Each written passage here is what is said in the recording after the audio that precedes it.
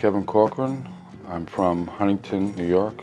The reason I really pursued art was it's more like art pursued me. It was a way of expressing myself that I wasn't able to do otherwise. I wouldn't really want to be anything else. Art is my life. My name is Bragino. I'm 38 years old. I was born in Brooklyn, New York, raised on Long Island.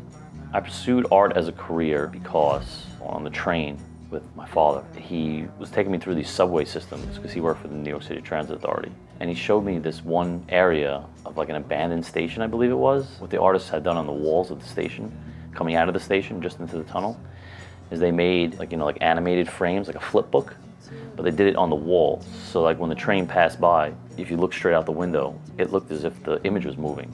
I remember like right at that moment, my father said, these artists don't get paid to come down here and do that. They just do it because it's just something that they do, And like I realized right at that point that like these artists, they paint because it's within them. You slang when you notice the stripes, the dirt in your eyes. Hope it's right when you die, old and bony. Godspeed, all the bakers are done. The condition of this space when we first moved here was kind of like a brand new canvas. It's basically just an open white box. All it had was a toilet bowl.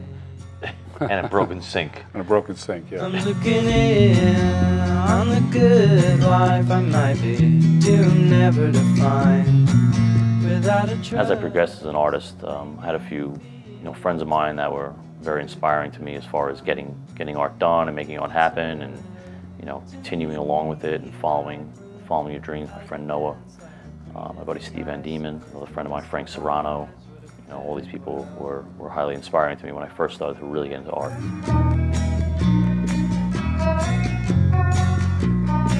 As I progressed and I started to learn more about artists in general, I started to be inspired by pretty much everything. African art, Japanese art, Art Nouveau era. The list in the end winds up being pretty massive.